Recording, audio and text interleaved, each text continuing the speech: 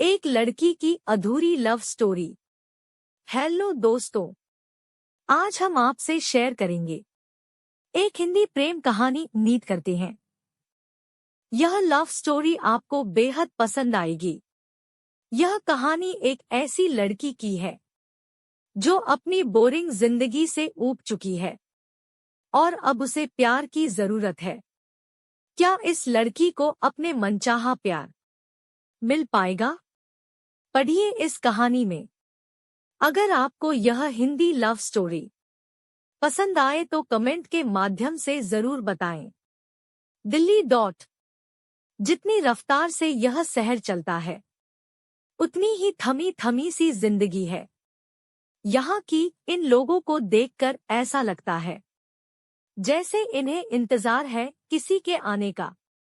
इन सबके बीच मैं भी इंतजार कर रही थी, लेकिन किसी के आने का नहीं, बल्कि किसी के पास जाने का। अब मेरे मन में थोड़ी सी भी उलझन नहीं थी, बस इंतजार था उससे मिलने का। अगर थोड़ी बहुत उलझन बची हुई थी तो उसमें इतना दम नहीं था कि वह मुझको रोक सके। मुझे लग रहा था कि मैं चिल्ला चिल्लाकर सारी दुनिया से कह दूं कि मुझे उससे प्यार हो गया है और कल उससे इजहार करने वाली हूं। पर बताऊं तो कैसे? काश मेरी कोई छोटी बहन होती या फिर कोई दोस्त जिससे मैं अपने मन की बात कह पाती। मेरा मन किया कि मम्मी को बता दूं, लेकिन मेरी उलझन तब और बढ़ गई जब मुझे ख्याल आया कि अगर उन्हें पता चला तो वह मुझे घर से बाहर भी न निकलने देंगे। उन्होंने गांव जरूर छोड़ा था, लेकिन वहां के विचार नहीं। वैसे भी पापा मम्मी इन चीजों में कहाँ विश्वास रखते हैं और मेरी कहाँ सुनने वाले थे। हम गांव से आकर शहर में जरूर रहते हैं और पापा एक उच्च पद पर सर्विसमैन भी है, लेकिन उनके ख्यालात अभी भी गांव वाले हैं। मैं यही सोचकर डर जाती हूँ, लेकिन करूँ तो क्या करूँ? अपनी लव स्टोरी किसके साथ शेयर करूँ?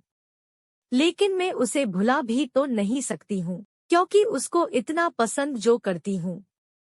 खैर छोड़िए, यह उलझन दिमाग में लिए मैं अपने कमरे में आ गई और अपना हेडफोन लगाकर अपने कमरे में गाने सुनने लगी और डांस करने लगी।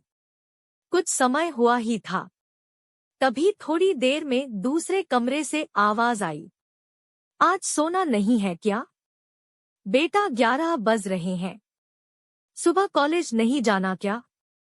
लेकिन आज मेरे कदम कहाँ रुकने वाले थे। इतनी खुशी जो हो रही थी कि शब्दों में बयान करना मुश्किल था।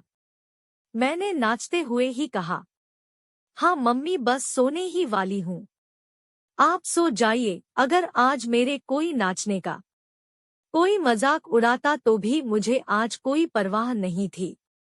अभी मैं नाच ही रही थी, तभी पानी की तेज बूंदें मेरे चेहरे से आकर टकराई और मुझे आंखें खोलने पर मजबूर किया।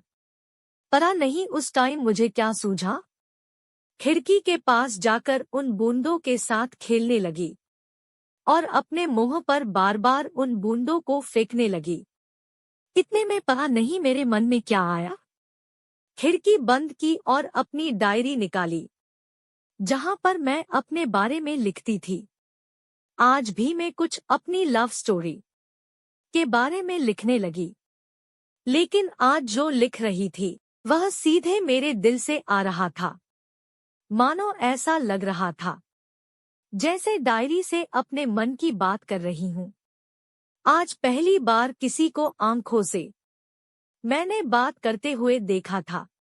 मैं उससे पास जाकर कुछ कहती, इतने में उसकी ट्रेन आ गई और उसे अपने साथ ले गई। अगले दिन न जाने क्यों उसे सामने वाले प्लेटफॉर्म पर देखकर मैं खुश थी। शायद मैं इंतजार कर रही थी उसका। खैर, अब आंखों से शुरू हुई बातें इशारों से होने लगी थी। बड़े ही अजीब होते थे उसके इशारे समझ तो नहीं आते थे, लेकिन मेरे चेहरे पर एक मुस्कुराहट जरूर दे जाते थे। अब समय के साथ मैं धीरे धीरे में उसके इशारे भी समझने लगी थी। वह रोज कुछ न कुछ पागलपन करके मुझे हंसाता था, और एक दिन तो उसने हद ही पार कर दी। वह मुझे देखकर जोर जोर से गाना गाने लगा। इससे पहले कि मैं उससे बात करती, उसको स्टेशन मास्टर ने पकड़ लिया और उसे अपने साथ ले गया।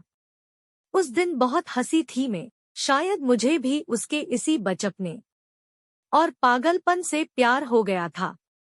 उसे देखकर मुझे ऐसा लगने लगता था कि जैसे मेरा बरसों का इंतजार खत्म हो गया हो। अब जिंदगी ने एक रफ्तार पकड़ ली थी। यह दिन इतना तेजी से बीते कि हम दोनों को पता ही नहीं चला। हम दोनों हर रोज स्टेशन पर आकर अपनी अपनी मंजिलों की ओर निकल जाते थे। ना उसने कभी इस ओर आने की कोशिश की, ना मैंने कभी उस ओर जाने की हिम्मत जुटाई।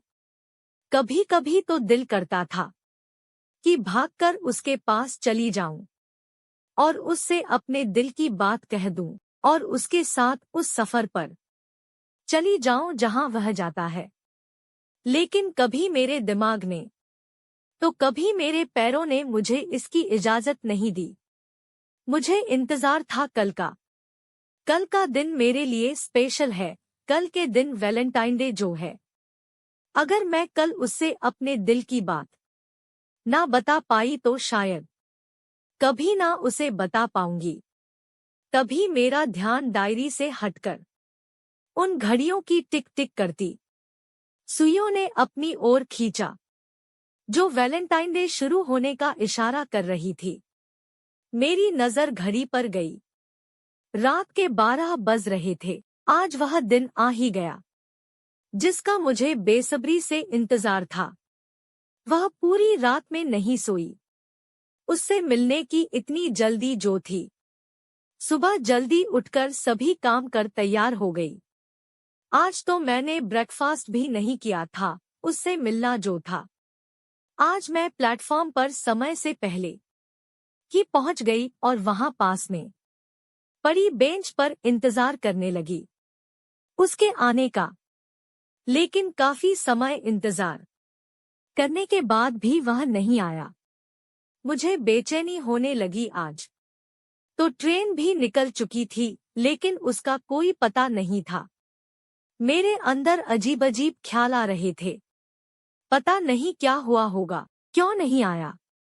वहां काफी समय इंतजार करने के बाद मुझे अंदर से रोना आ रहा था।